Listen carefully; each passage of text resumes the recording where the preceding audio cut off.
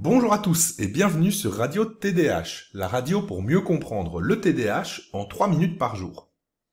Aujourd'hui, je vais vous parler d'une étude de Siman Tov et collaborateurs publiée en 2022 portant sur les stratégies de gestion de poids chez les adultes étudiants TDAH. Les personnes présentant un trouble de l'attention avec ou sans hyperactivité sont plus susceptibles de répondre par un comportement inefficace dans la gestion de l'alimentation et ils sont donc à risque de consommer une alimentation malsaine entraînant une prise de poids et toutes les difficultés cardiovasculaires et physiques de santé qui peuvent en découler.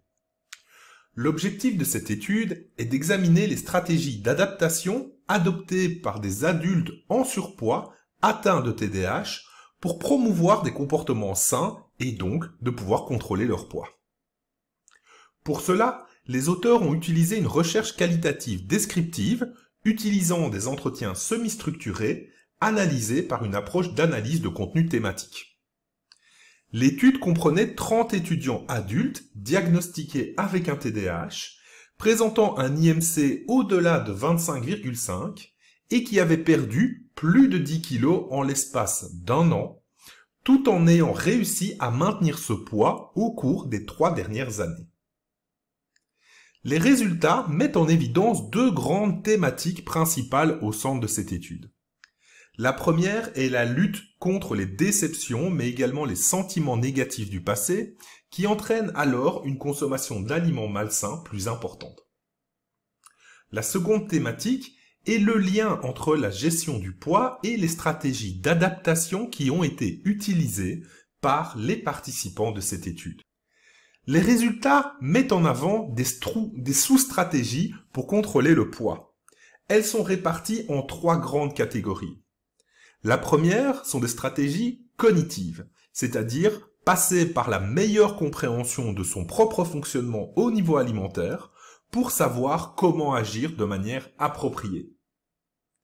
Les deuxièmes sous-stratégies sont des stratégies comportementales, comme par exemple se lancer dans une activité sportive, mais également de commencer à planifier à l'avance les achats et les repas. Enfin, une troisième stratégie qui a été mise en place est les stratégies émotionnelles, c'est-à-dire de réorienter son attention lors d'une émotion négative forte, ou encore demander de l'aide au travers de groupes de soutien, permettant ainsi de pouvoir échanger sur des stratégies appropriées à mettre en place. En conclusion, il est essentiel pour tous les cliniciens de comprendre la variété des stratégies d'adaptation utilisées par les patients pour faire face aux défis du TDAH qui engendrent des difficultés dans la régulation du poids. En effet, pour mieux comprendre et développer ces stratégies qui peuvent potentiellement améliorer la gestion du contrôle du poids et donc en conséquence favoriser le bien-être et la santé de la population, il est important que chaque professionnel puisse aller investiguer ces données. On se retrouve tout bientôt pour une nouvelle recherche sur le TDAH. Allez, ciao!